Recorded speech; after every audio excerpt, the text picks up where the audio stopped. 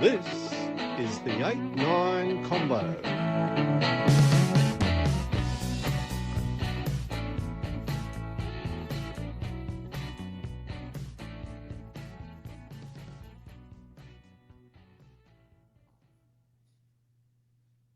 This is the 8-9 Combo. I'm Brett McKay. This is Harry Jones. That over there is Melbourne, mate. Hello, how are you? How's it, Brett? I'm happy that this is coming about, that you're there, that you're close by. I was just scooping some, nonsense data for you before this broadcast, and I found out that twice as many men as women would back, support, endorse dinosaur resurrection through genetic engineering. And that explains a lot. Twice as many men would actually willingly bring dinosaurs back to roam the earth if genetic engineering could accomplish thus. There you go. Right. I'm not sure what that says about the advancements of science or the simple logic of men, but anyway. you can imagine at least 50% of your friends going, yeah, that would be good. I would like to see well, if it's one and two of us, I'm not thrilled about dinosaurs, so I'm assuming you want them back. They'll be in Australia for sure. Yeah, indeed. I'm very happy to report it's blue skies in Melbourne, mate, but the forecast for the rest of the weekend is not great. So I have a feeling I have to enjoy this while I can. Here's cheers, mate. What are we giving cheers to around the rugby world currently? My cheers goes to Lukan Salakaia-Oloto, who was a saint, and Finn Smith is a saint. And in a handbags moment between the First Nations Pacifica and the Lions this week, Finn accosted Lukan and a carousel of fun ensued. A whirling dervish situation in which Finn was the dervish and Lukan was the whirler. Finn was the whirly. And it was great fun because even in the middle of it, Lukan smiled. Good fella, we know him very well. He smiled and then he just gently twirled him around, put him down on his arse, and just basically said, come back when you've achieved this size of species. And I don't know what Lukan would have to do to get picked, but apparently it wasn't enough for Joe. So we've been talking to Lukan about coming on, and we literally were caught in a weird Hobson's dilemma, which is we wanted Lukan to we wanted to talk to him, but he wasn't going to come on the pod unless he didn't. So kind of like yes. So sorry, we'll see Lukan, how we go. That's we'll going to be soon.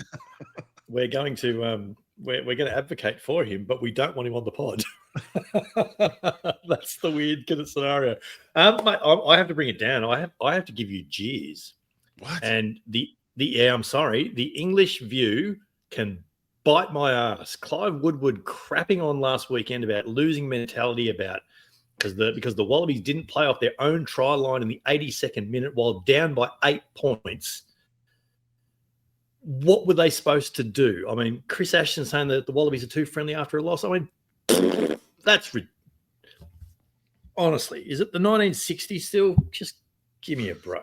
Clive Woodward's view that the Wallabies should have played off their try line in the 82nd minute of a game they could not win is absolute nonsense, honestly. But all of Harry Wilson's kicks were among the best kicks for the Wallabies on the night. So I'm not going to bash him for that kick particular. Obviously, that's a nonsense statement. That kick was perfectly fine. All his kicks were fine. Yeah.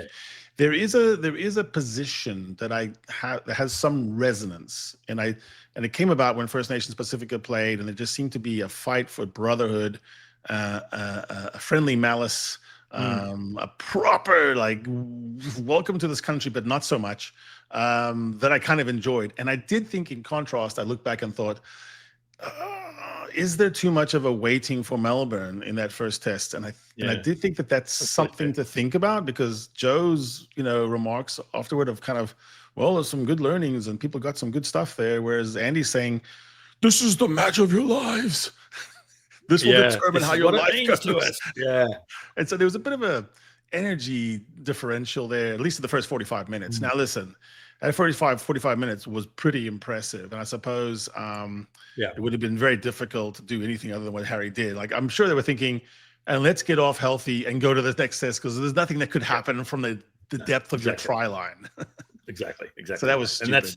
It's the sensible thing to do. And just to try and criticize them in that moment just was absolutely ridiculous. Anyway, we can't wait to welcome Jim Tucker back on the 8-9 Combo for a great rugby chat very soon. But first, mate, can you please tell the nice people why subscribing to the 8-9 Combo is sound financial advice? Oh, it's also sound medical advice. We are the antidote, the rugby vaccine. Medical advice. To the scourge of AI misinformation. Apparently, AI misinformation, in contrast to just normal misinformation that you might put on your Twitter, Brett, there's 5 times more likely to be viewed, 21 more times likely to be reposted, AI misinformation, and 50 times more likely to be liked. We are not AI. When you hear us and you see us, you can be sure this is the real thing, and these are real thoughts from our real brains. Real people. Yep, absolutely. If you are then watching us on YouTube, and YouTube is also real, then just hit the red subscribe button down there in the bottom corner. And if you listen to us on Apple Pods, on Spotify, or any of the podcast platforms, then hit follow, hit like, hit subscribe, whatever it happens to be, and make sure you do not miss a minute. Advice is offered as a guide only. Please check the PDS available on our website for full terms and conditions. Be real.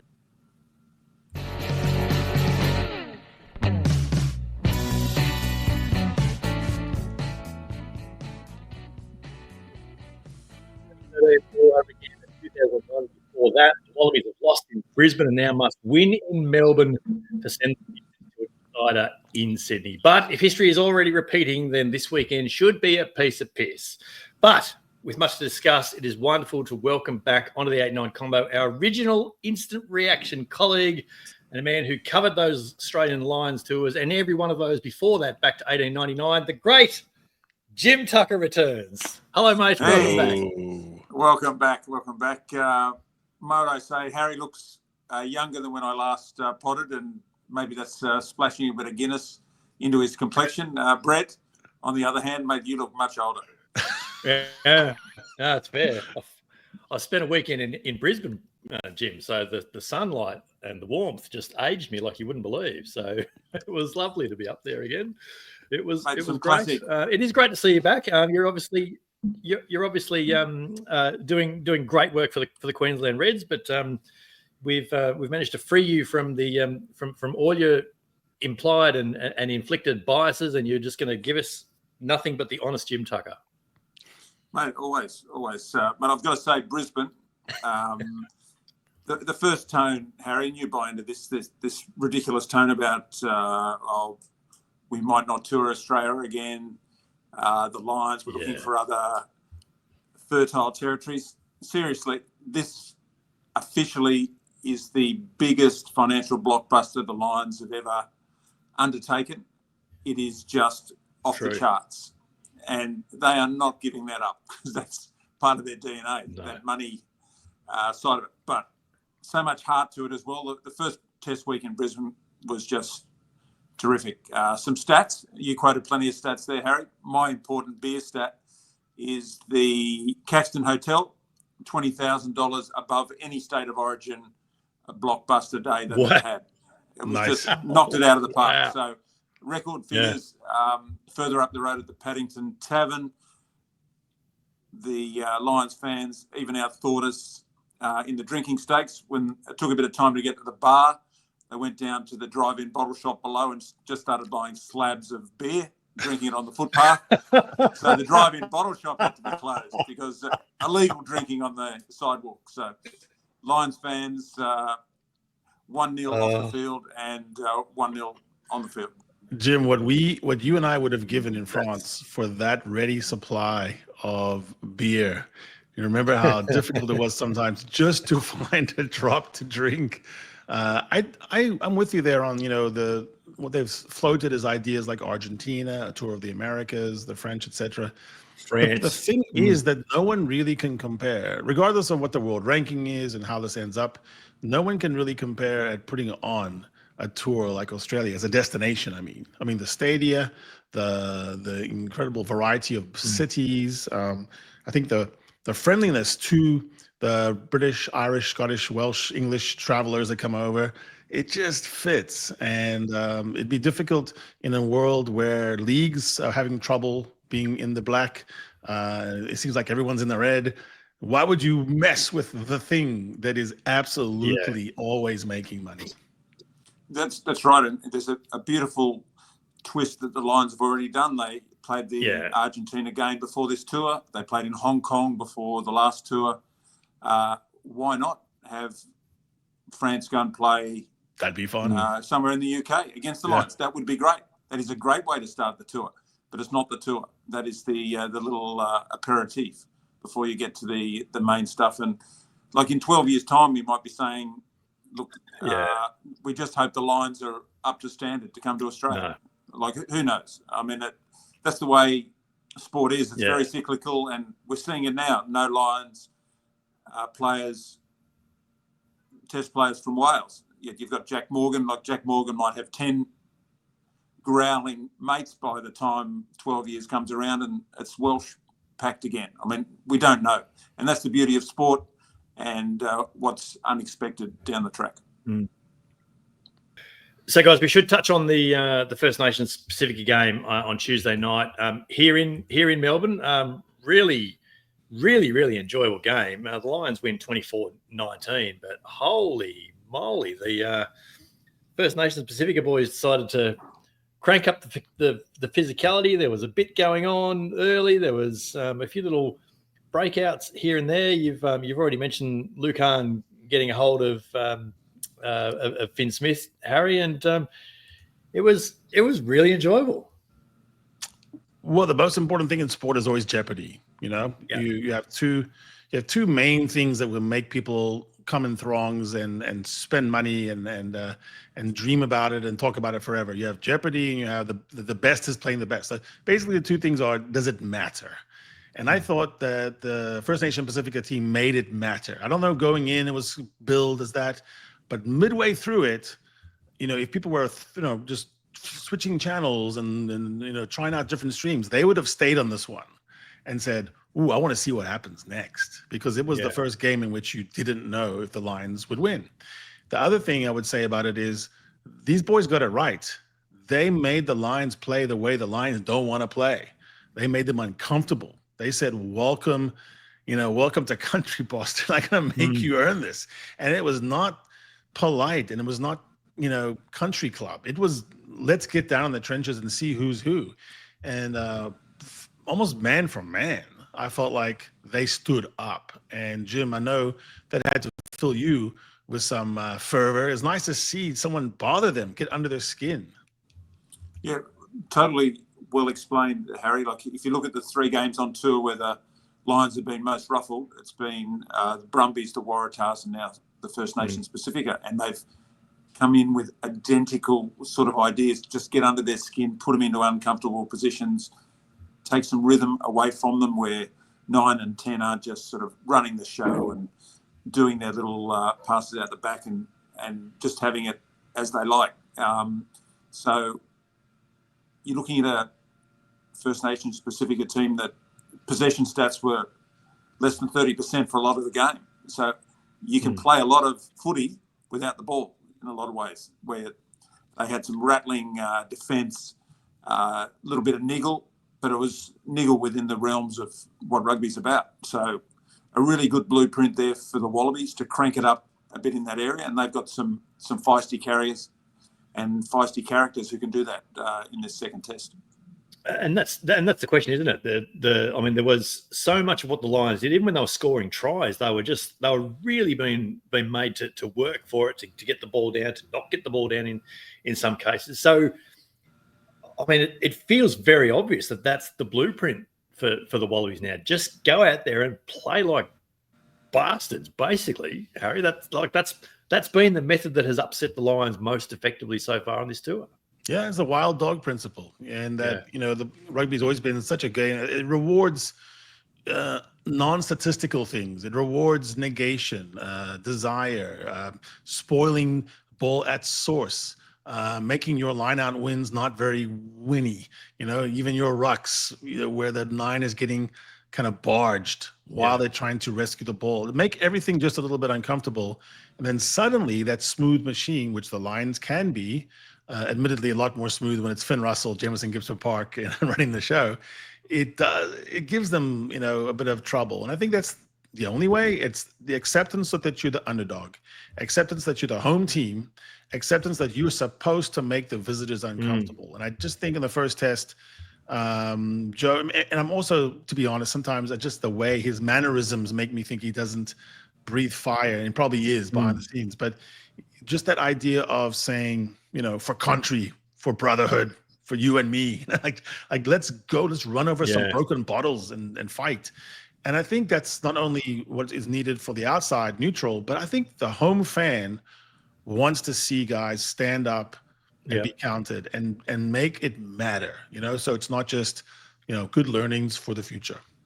Well, through quirk of wonderful timing, and following on our recent spate of breaking news, Harry, I can tell you the Lions and Wallabies teams have just come through, which is great. We can actually talk about who's been picked. So main news for the Wallabies is Dave Parecki is starting at hooker with James Slivett, Alan Alatoa, Nick Frost and Will Skelton in the second row, Rob Valentini, Fraser McWright, Harry Wilson through the back row. And then the back line is unchanged. So Gordon and Liner in the halves, Ikitau and Suoli'i at 12 and 13.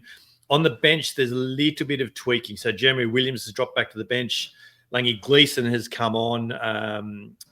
So Nick Champion, to correct me, he's dropped out of the side altogether. He's gone 6'2". Langy Gleeson's in 20. Carlo Tazzano, 21.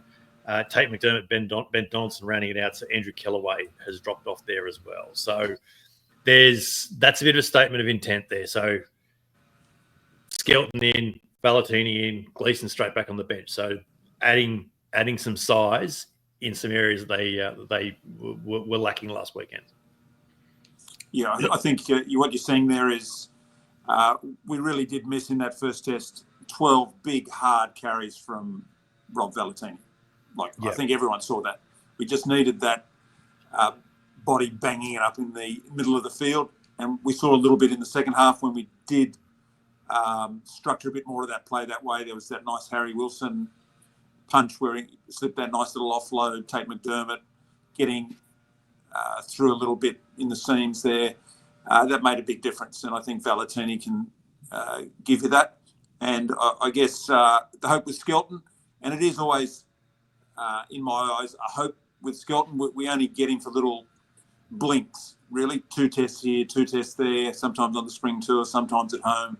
And you don't know exactly what you're going to get. Hugely talented man and a hugely big chassis, but you'd love just to have him 5 tests in a row where you got the absolute best out of him. So he needs to give us the absolute best he's got for 2 tests. And now if that's 50 minutes on Saturday and then a massive 55 minutes the following week, we'll take it. He's just going to make it count. There's no warm-up minutes for him. Yeah. I think the other thing that you look at is, reuniting Bobby V, McWright, and Wilson has synergy to it itself. And that can be helpful, especially in loose trio, because I thought the Lions loose trio was really dynamic in that first 45 to 50 minutes. The other thing is, obviously adding Langy on the bench, who's had a great season, and Skelton in the beginning helps on stopping power, because there's a bit of a almost relaxed, if you know that you can, if you're banging on the gain line and your team will generally, if you go 3-4 phases, is going to win that gain line, it just makes the Lions' job too easy. Will Skelton just has a way of stopping a runner, letting go, and then stepping into the ruck, over the ruck. And it's just dimensions at this point, because there's just things he could stop. He could take a step and it's, worth other people's 2 steps. It does at least make them have to go out the back a little bit more. The other thing I would say is that I wonder about it, that I don't like about it, is I think there's even more bodies they could have thrown in there, and I'm okay with that. Pete Samu, Lucan would be helpful. I just worry. I wonder if it's desperate enough with the back line staying the same. And on the back line, my only commentary is, Joseph Akusu Suali is a wonderful talent, but I don't think he's a Test 13 at the highest level yet. And I think Len Ikitau is one of the best 13s in the world. And so I just wonder about not putting people where they're supposed to be at this moment in time. But I mean, people that are smarter than me, Joe Schmidt, said it's okay. Yeah, look, I think certainly they're going to have to work a lot harder than they did for the first 45, 50 minutes last week to get adequate supply to Suaalii in enough space that he can do something with it, certainly. And we started seeing that toward the back end. I don't mind the show of faith, but yes, there still needs to be tweaks within the tactics and the approach, I suppose. The other thing it tells me, mate, is that they're probably hoping they can get 50 minutes out of Skelton and Valentini, and then they'll bring Williams and Gleeson on to finish that job, and keep up the line out technicalities with Williams and the heavy ball carrying with Gleeson. So that's the thing there, and then it'll be a case of whether it's McBride or Harry Wilson that goes 80 minutes with Tizano coming on. The lineout's a big thing there, Jim. All season long in Super Rugby, we talked about the lineouts in general being a bit ragged for some teams. The Reds actually picked their lineup up a lot. By the end, it sort of came to it, but there was for a long time it was ragged. I watched the first test, and literally my second watch of it, I saw Maro Itoje just staring into Jeremy's eyes. I saw Tom Curry reading that throw as if it was designed for him. That just seemed like they had decoded the lineout. So that's the other thing I'm watching. Scrum, amazing, unbelievable Wallaby scrum, but that lineout's got to improve, Jim, for any real base of attack to carry on. Yeah, analysing what goes wrong in a lineout is really tricky. People go throw, is it this and that? Now, if you look at that lineout really clearly, Tom Curry was positioned. You make that throw if Tom Curry's positioned as the halfback in the lineout, halfway up the lineout. Then it's a clear throw, and you throw straight to Jorgensen.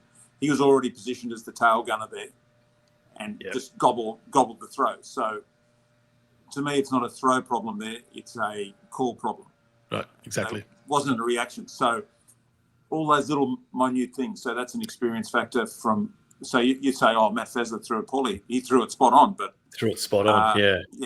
And it's probably even a comms thing with the back line. Did Jorgensen get his timing right? And the evidence would suggest that he didn't. So really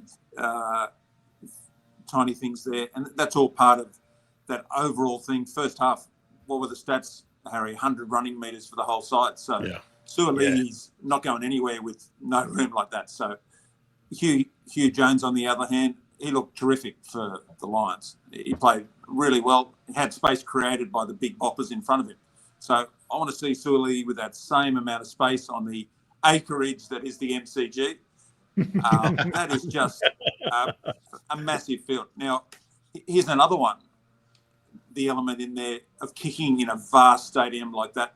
Sure, they'll have their advertising hoardings on the field just marking it out, but there's kickers that get lost on grounds like that, where it's the SCG or the MCG, where they don't quite have the lines instantly computed like you do in a rectangular rugby stadium. So it'd be interesting to see. And that's, again, making the lines uncomfortable.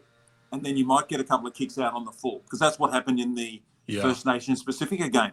You got a couple of kicks out on the full, and then suddenly you're applying pressure with maybe forcing the Lions into back-to-back errors.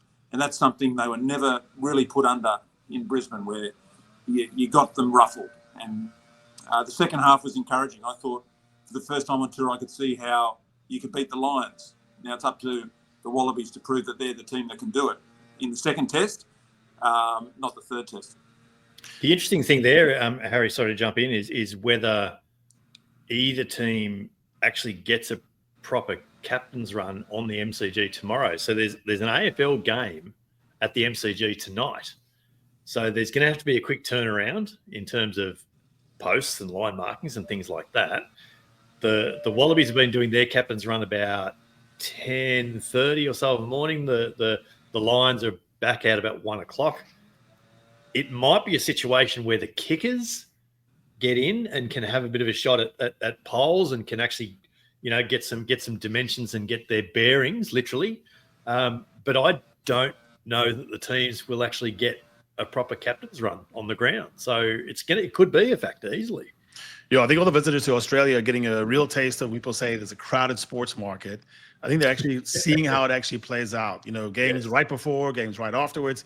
It is just busy with all these codes going through. And obviously, when you're in Melbourne, just driving down the street, the most amazing sports street in the world, where you're just looking at tennis and soccer and AFL and rugby.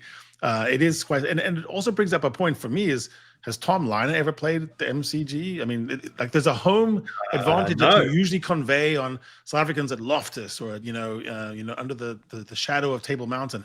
Like, are you kind of putting people into sort of a weird field, which is, like you've said, so massive that not only the kickers but the catchers. So if you're number 15 and you got that ball up there, you have sight lines usually that give you a little clue as to how close you are to touch.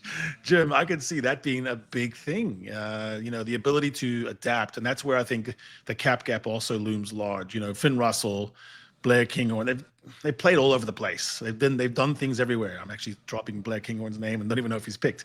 But, the ability to feel where you are on the field on a big occasion, Jim, is really half the battle. Yeah, that's a really good point you make there.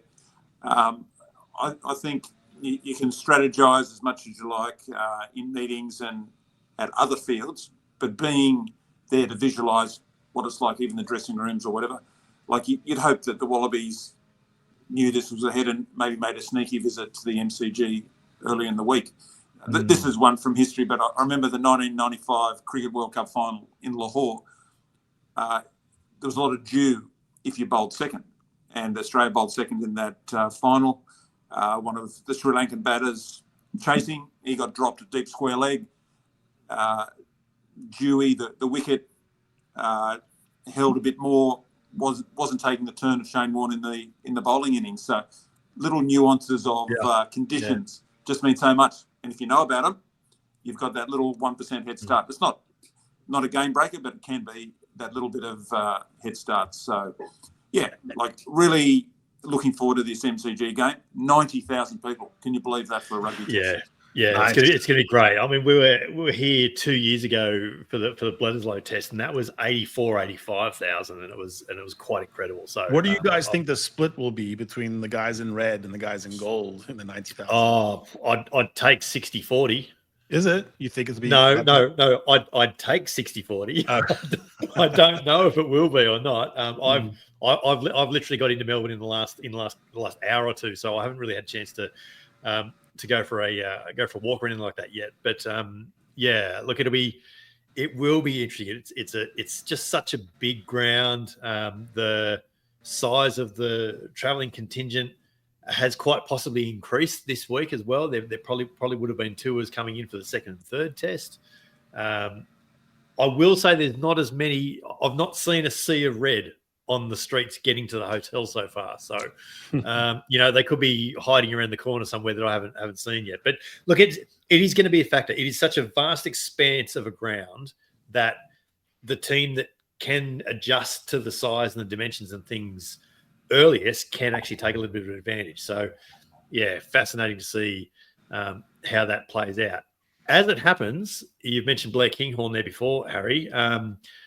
I have got a Lions team as well that has come through at the same time as the Wallabies team there just a few moments ago. And it is, and I will go 1 to 15, and it means I have to read all over the page the way they name it. Porter, Sheehan, Furlong, Itoje, Chesham at lock, Tugburn at 6, Curry at 7, Conan at 8. So that's Porter's. Oh no, so Porter's a change. Porter's a change. Chesham in for because McCarthy. Joe McCarthy had a bad foot. Yep, that's the other one there. Gibson, Park, Russell, Lowe, Archie at 12, Jones at 13, Freeman 14, Keenan at 15, and then on the bench, Ronan Kelleher, Ellis Genge, Will Stewart, James Ryan, Jack Morgan in 20, Alex Mitchell, Owen Farrell comes in at 22 for Marcus Smith, Blair Kinghorn in 23 for Who was there last week? Bundyaki, who's starting. So a few little tweaks on the Lions side as well. It's really that. So obviously McCarthy was an injury, and Chesham was always going to be that fill-in, and then James Ryan happens. But on the other changes of choice, Jim, it looks like they had a bad last half hour. The 30 minutes was terrible. I mean, if you watch it again, like I did, I know they're trying to play out the clock. I know they're just kind of making business decisions, but it was awful. It was horrible. And by having Genge off the bench, along with Kinghorn, Farrell, Jack Morgan, you are basically saying those are warriors. Those are guys who are going to come in and they're going to battle to the end. So I think Farrell, that's smart. That's smart picking, I think, Jim. Yeah, there's some good knowledge there with Genge and Farrell particularly. I think Kinghorn is something of a weakness relatively. Didn't catch his first high ball in his first tour game. Showed some proppiness on a knee, so I think he's weak under the high ball. So if Jake Gordon puts up another high ball to a vulnerable line in the backfield, I hope it's Blair Kinghorn in a decisive moment in the second test. Like a strong team. Like Bundyaki coming in, outstanding player. So he'll carry hard and he'll bash holes. Well. Yeah. He will. Farrell on the bench is the big one for me, mate. Like that's a big statement. We need our very best game managers on the field at the end to close this out, and this is the guy I trust more than anyone else. Yeah, Jim, I know what you're saying about Kinghorn. And now I read that pick as this: he can fit on the wing, and he's got actual speed to burn. Like he might be the quickest guy out there besides Keenan. And then the other thing, he's got a long boot. So it strikes me that if they do, if it's down the wire, they'll just say, Kinghorn, I think he has the longest boot, just keep them pinned down and make them work it out. It sets up very nicely. One of the big contrasts is the 6-2 bench against the 5-3. Yeah, no doubt. So do we expect a massively different approach from the Lions? Because it feels to me that they've just sort of beefed up in, how they finish the game, but I don't think their approach necessarily changes with the few little personnel tweaks they've made. I mean, they won the game with 45 minutes and then a burst around 70 to take it to 15. So 19 up, 15 up. The game was gone. And all they're thinking now is, what is that 25, 30 minutes of atrociousness? What do we do with that? And so I think these solutions they're coherent. I don't know if they're going to work, but I can see what they're trying to do is say, you don't bring Ellis Genge on and he's going to be a shrinking violet. Jack Morgan outworks everyone he plays against. James Ryan's just going to work. He's a workhorse. These are just guys that come in and work. Owen Farrell, there's no way that he's going to be overawed by the occasion of the MCG. So I see it, and I think Blair Kinghorn, you're right, is the one that you want to kick on. On that, the Wallabies didn't kick enough in the first test, and when they did try, they were just a little bit off. There was one that was on, but even that was claimed by Keenan before it was taken away. I would think there's going to be a lot of balls in the air, and just test a Freeman, test Kinghorn, see what happens. Yeah, interesting. One theme of the series and the tour games has been, once the Lions get ahead, they can keep another team at arm's length really well. They just do. And to your point, Harry, that's where Owen Farrell comes in. That's where that experience comes in. They'll just keep a team at arm's length. So rather than looking at the Lions, I'm looking at the Wallabies to have that crunchy start where they get 10-0 in front and put a bit of acid back on the Lions, and then get another back-to-back mistake from the Lions and put a bit of pressure on them. That's where the game is. The Wallabies have to lead to win the test. Seems so crucial to me to have a good start. It just seems, people saying Andy Farrell told his team it's the most important game of your lives. I think it's the most important 25 minutes of the Wallabies is to come out and torch it. I mean, I'm literally, Joe's famed for his starter plays. Have those lined up. Exit well. That first exit was so bad in the first test, it sucked the life out of them. Just clean exits, fundamentals, and then when you get any kind of chance in the 22, speed up that ruck and get guys like Joseph Suaalii in space. Get one-on-ones. Max Jorgensen. Just get someone one-on-one. Yeah, Harry, you mentioned early a really good point, just saying the things that aren't measured by stats, that those the extra effort and whatever. And one thing the Lions do really well, and it's all experience, is they're just in the way all the time. Like you see Jake Gordon trying to clear the ball, and there's guys in the way. Not enough to get penalised, but they're just in the way. Yeah. And part of that is their Tyburn is a king of that. yeah, and they're just half a step offside all the time. That seems like a whinge, but they've perfected that sort of half step offside situation really well. Credit to them. It's not being picked up, and Ben O'Keefe was the softie who wasn't going to pick it up, right? He wasn't going to rule against it. Was it you, Harry, that said on the socials last night, or was it someone else I saw that said that if everyone's offside, they actually look onside? Yeah, it's the theory that the All Blacks mastered in their heyday of like infringe en masse. So it never looks that bad. Yes. What you cannot have is a shooter offside, because that guy always gets pinged. And the other thing I was talking about is when you don't see rush defense at this level being played against you, the Hurricanes are the only one in Super Rugby who really did it. It looks ridiculous to you. It looks like what has to be illegal. And so, like Jim says, sometimes it is, sometimes it's not. And to me, the response is, so then do the same thing. Like if the ref is letting you do that, then why aren't you doing it? The fine line between being offside and in the way. I was just reading the ref is important in these games, because in the first 20 minutes, you get all the clues you need for the next 60. Yeah. It is going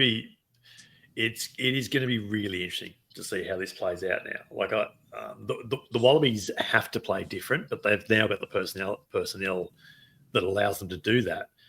The Lions probably don't, but they've beefed up in a few areas where they needed to. So I've just quickly looked back while we were talking there before, just quickly look back at a couple of the tour games. And it's really only the Queensland game and the Brumbies game, and probably the First Nations game on Tuesday night, where the Lions were actually made to work hard and compete in the first half an hour of a game. Otherwise, most of them, they led from the outset and just stayed in front and did enough or did plenty, including the first test. Whereas the Reds hit back when the Lions scored. The Brumbies actually led them for a bit before the Lions caught up and then took over. Same with on Tuesday night. It was 14-all at half time. The first time the Lions haven't led this tour so far at halftime. So, as we've all been saying the whole time, just make them uncomfortable. And I agree with you, Harry. If the offside line is going to be ruled to be not so much the last foot, but the foot in front of that, then stand at the foot in front of that. Like that's the line for the night. What you have to do. Exactly right. And you're right even about the New Zealand comparison. The great criticism of that great All Black side of 10, 15 years ago was if they give away penalty advantage on the line, they didn't just wait for the penalty to be blown. They then infringed 4 or 5 more times. They would just go from one advantage to the next, and they can't all be penalised. Yeah. They can't all be penalised. So, it's international rugby. You've got to do what you got to do. So scrap, fight, do whatever. That's experience. That's called experience. That's experience, and that's why I think Owen Farrell on the bench is a really interesting inclusion there. And the cap is insane. That's why I was calling for guys like Lucan, because he brings 41 caps on. He's sort of the 5th or 4th most experienced guy on the Wallabies team immediately. That's a big hole right there. And when you look at the Lions, if you bring on an Owen Farrell, you're basically putting a coach on the field. I think the coach's son, hey, what do you think we should do here? And I think that's the big trial.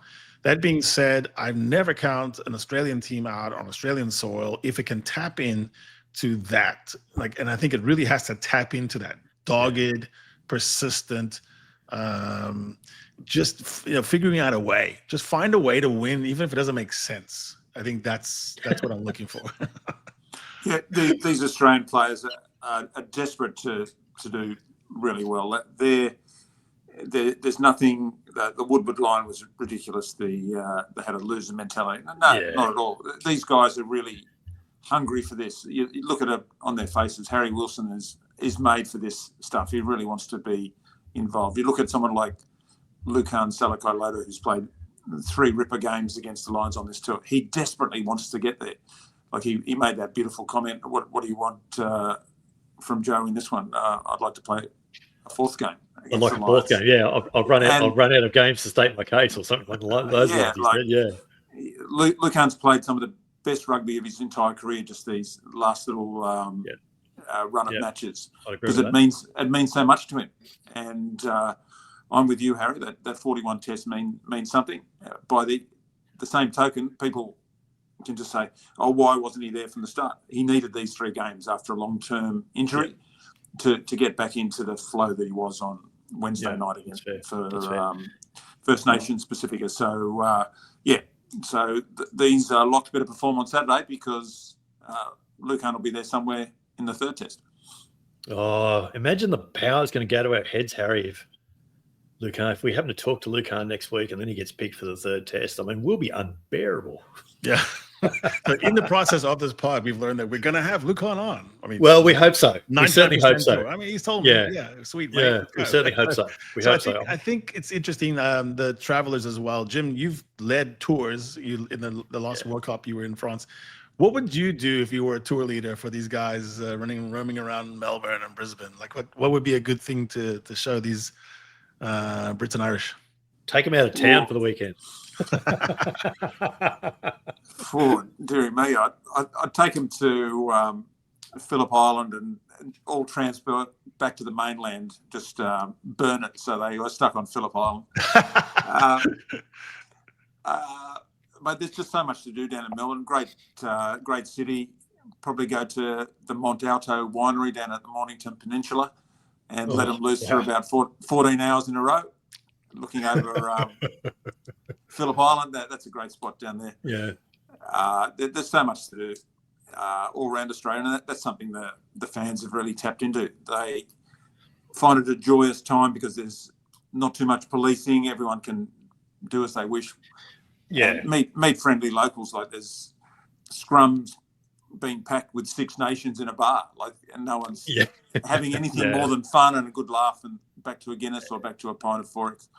Even the travelling media, Harry, even just last week in Brisbane, said it's actually been nice to bed down for a week and actually be able to, hang some things up in a wardrobe and not just be living out of a suitcase because you've got to go again tomorrow and then you go through the 2 days after that and 3 days after that. So to be able to be somewhere for a week and they can actually, they can explore a little bit. They can go and find the coffee shops and find the little bars and things like that in the laneways in Melbourne, because, that's what you do when you get here. So it is going to be really interesting. I'll be really interested to see what sort of, you asked the question about, crowd split before. I'll be interested to see what that is. And I was pleasantly surprised of the goal contingent at Brisbane last weekend. So, maybe in a bigger ground, the goal contingent might be a bit more. That'd be fantastic. So let's finish the same sort of way we've finished last week as well, Harry. I mean, I think we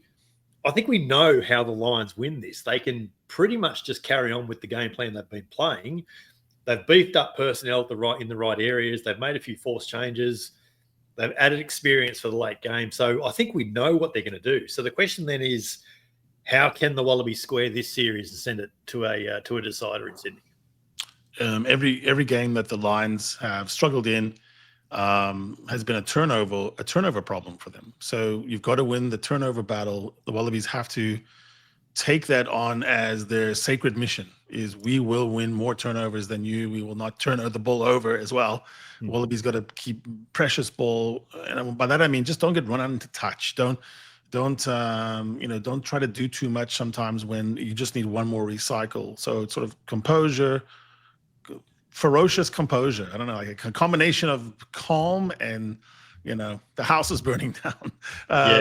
If you can get that right for longer than 30 minutes, then it's a problem for the Lions. Right now, the Lions can win with 50 minutes of rugby. That's just the truth. So you've got to deny them that final 10 or 20, 15 minutes. If it's a game of 2 halves for real, because that second half didn't go very well for the Wallabies in the first 5 minutes. If you can do that, then maybe that is. But I would prefer that to be the first half. Wallabies got to start and win the first 40. That's what I think. Yeah. Then the scoreboard pressure affects everybody. Everyone's human. Owen Farrell, sure, he's been around, but it still affects you when you're taking a kick and you're down by 2 at the MCG at 79 minutes. Yeah, there's less pressure when you're standing over a tee when you're up by 15 than there is when you're down by 6. Absolutely. How do you see it, Jim? I just want to see one of those classic set plays off a scrum with a blind winger coming in and just opening up the lines, which hasn't happened on this tour. Throw a real bit of doubt in their defensive structure. So a set play try. Alternatively, I'll take a chop tackle and Fraser McGrath pilfering something and a nice counter-attack try from 50 metres out.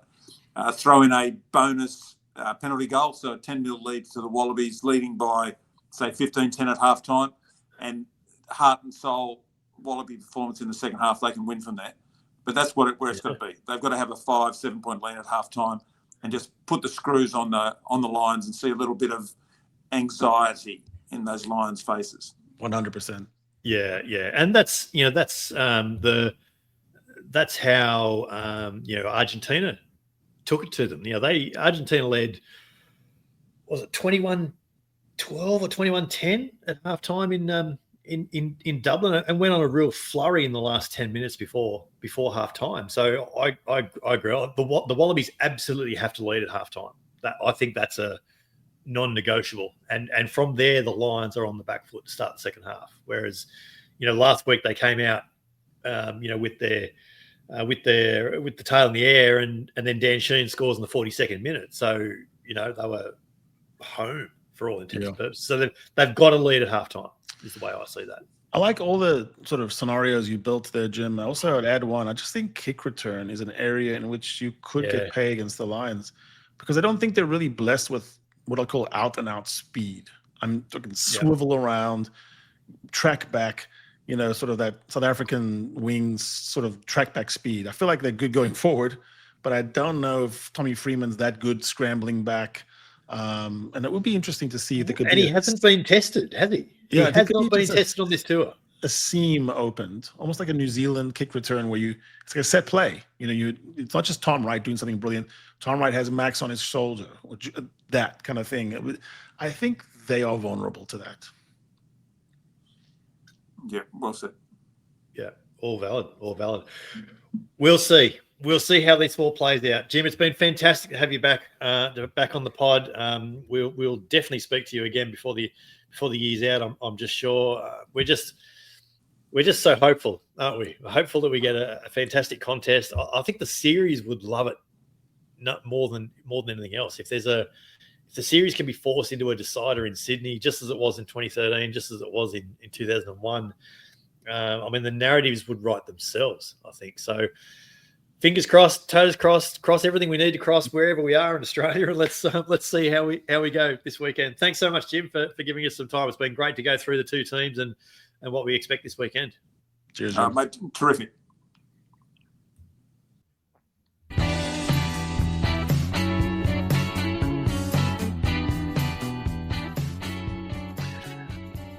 This is the 8-9 combo with Brett McKay and Harry Jones. Fantastic, mate, to have Jim Tucker back on the 8-9. A great chat as always. It's always great to have him back on.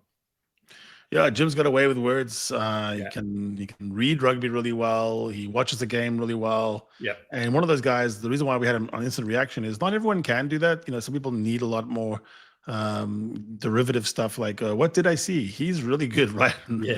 Post whistle, go, this is what we just saw. What did I see 10 minutes ago? Yeah, that's true, and that's the joy of doing those. And we'll be back for the second Lions test post-mortem, recording right after full time between Australia and the British and Irish Lions at the Melbourne Cricket Ground on Saturday night. I can't wait for that, mate. And make sure you subscribe as well so you don't miss the next edition of the 8-9 Tap and Go, probably exclusive to the 8-9 YouTube channel. Maybe as soon as Friday. We might do a little something again tomorrow. That will be. So make sure you subscribe. It's short, it's sharp, it's unscripted. It seems to be working, mate. People seem to be liking it, which is good. Yeah, once we figured out what the name was. Although I still don't call it the Tap and Go. I like to call it whatever is coming out that week. Like Coffee with Charlie. Coffee with Charlie. Late nights with Charlie Morgan. Yes, it won't be late nights with Charlie Morgan this week. There's no games of the week, mate. for the next few weeks, and we'll expand on that once the Rugby Championship, I suppose, kicks on. So, in this little allotted Games of the Week slot, give us a wrap up of the Under-20s World Championships for me. I know you definitely watched it a lot more closely than I did. So, what were your big takeaways from it? Yeah, there's always rugby news going around. Even things like Zimbabwe beating Namibia for the first time in.